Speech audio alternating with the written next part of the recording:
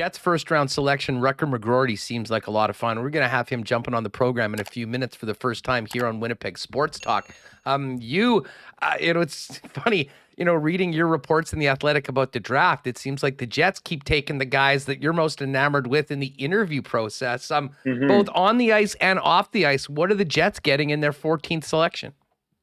Well, you guys are going to love your chat with Rutger. Rutger was a lot like Cole Perfetti and Chaz Lucius in their draft years.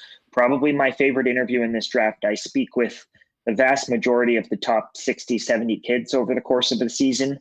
And he was one that just really stood out to me. He's got a ton of life and energy to him. It's no surprise that he was the captain of the National Development Program team this year. Just one of those kids who just has an energy and a spirit about him that I think will really endear himself to fans. And then on top of that, the player is a fabulous player as well. Rutger is a very strong, athletic kid, kind of a broad-shouldered kid, but can really shoot the puck, can handle the puck.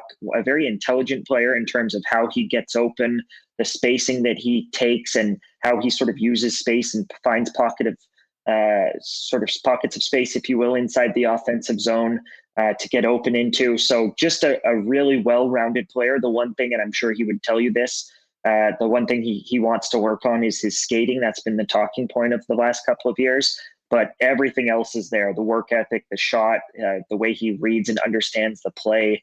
And he very much plays to his strengths when he's out there and knows how to get the most out of his game. So big fan of Rutger, not just the kid, but also the player. And you guys are going to really enjoy speaking to him. We always spend so much time around draft time talking about, the basics, the genuine talent of players. And it seems like he does have plenty of talents, but a lot of the things that he also, and I think part of the reason why the Jets fell in love with him, were more intangibles. I mean, you talk about that leadership quality, and you talk about the energy that he brings. And frankly, that was something that was really lacking here in Winnipeg last year. Not suggesting he's going to turn it around this year or even play with the club, but you understood why they did that. And he said he modeled his games around the Tkachuks. And there's some of that Tkachuk energy from a guy like that, which, of course, when they're on your team, you hate their guts. But every team wants a guy that brings that to the table. Yeah, I don't think he's a pest per se. I don't think he has that sort of mean streak that a Matthew Tkachuk has or that a Brad Marchand has in terms of the way that they get under people's skins, but very much a chatty guy on the ice. He plays hard. He finishes all of his checks. He's physical along the wall. He's sturdy over his skates, which makes sort of knocking him off the puck a tall task. So there is a lot of that to him. He's only 6 feet tall, but you'll see, I mean, you may even see it on video when you're talking to him, but a very sort of stocky, strong kid as well. So there's definitely some of that to him, certainly in terms of the interviews and the way he speaks and how sort of vibrant his personality is. I can see the Tkachuk comparisons, but I wouldn't call him a sort of pest or a shit disturber, if you will. That's just not really the sort of bread and butter of his game. Well, Scott Rutger, who's going to join us shortly, was only one of 2 first-round picks. And shout out to the Rangers for making it to the conference finals and turning that second-rounder into a first for Winnipeg.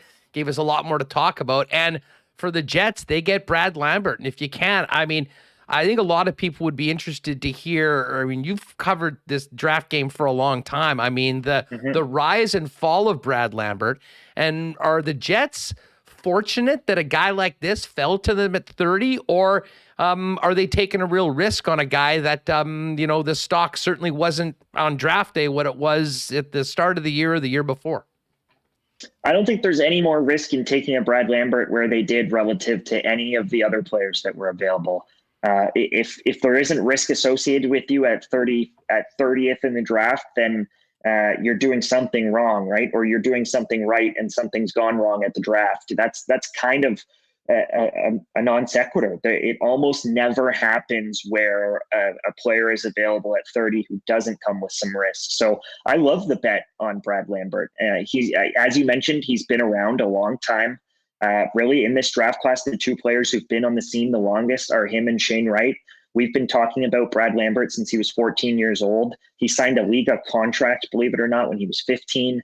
So this is a kid that has been playing hockey at a high level and been ahead of his age group and been a top producer playing ahead of his age group for a long, long time. And as a result, I think there was inevitably some sort of nitpicking that happened, a lot like happened with Shane Wright, frankly, and a lot like happened with Jacob Chychrun in his draft year. These kids that are around a long time, that scouts have been watching for years, it becomes easy to, when you're extremely familiar with them, it becomes easy to look for faults, look for new things to question. And that's different than it is with the shiny new toy who bursts onto the scene and has a big draft year, and he's sort of lighting it up. And Brad just wasn't that kind of a kid. He didn't have that kind of an opportunity, in part because of injuries and illness. He was both sick and injured out of the gate, and it kind of derailed the start of his season.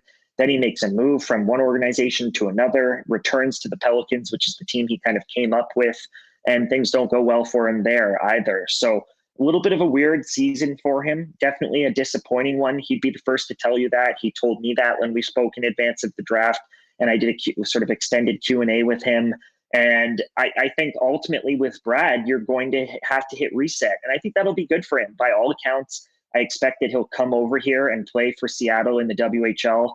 The Seattle Thunderbirds are expected to push again for a WHL title. They were WHL finalists this year, despite having lost many of their veterans because of guys like potentially Brad Lambert and Kevin Korchinski and Jordan Gustafson. They're still going to be a top team next year. And I think he can put up 100 points in WHL. I think he's capable of that. And that will be a good thing for him, just to sort of get his confidence sort of built back up and get him to where he needs to be. Because on skill and skating, those two things in particular grade out top 5 in this draft, especially the skating. The skating might be 1 or 2 in this draft. So he's got a lot to fall back on, and now it's just about sort of rebuilding him. And I think that the Jets are an organization that's well positioned to do that. And I would actually argue that he actually kind of reminds me a little bit of what Nick Ehlers looked like in his draft year, just in terms of the way that he skates out there and how he operates and how he's very puck reliant. At that age, Nick Ehlers sort of really needed to have touches to be a good player. So a lot at play with Brad, but I think ultimately if he puts it all together, he'll be just fine. All right, Scott, listen, quickly before we go, and we just hit the 2 first rounders, and as I mentioned, Rutger McGroarty is going to join us in just a couple minutes. Give us a quick 4-1-1 on their second round selection, Elias Salomonsson and Danny Zhilkin, who went in the 3rd round, a player that many people had ranked far higher than where the Jets ended up taking him off the board.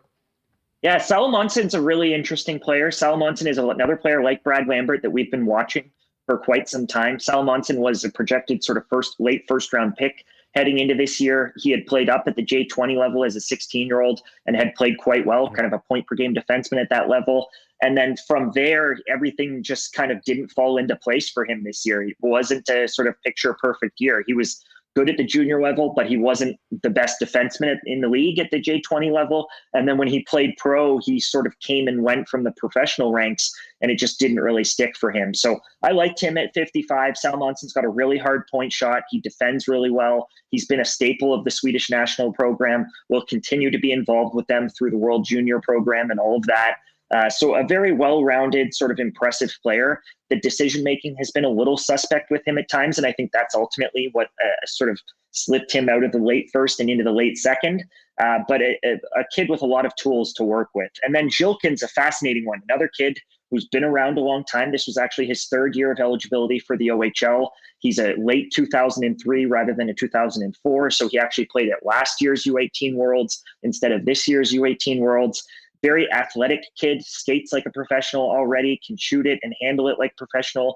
He got very high grades in my survey of NHL scouts in advance of the draft for his hands and his skating and his shot.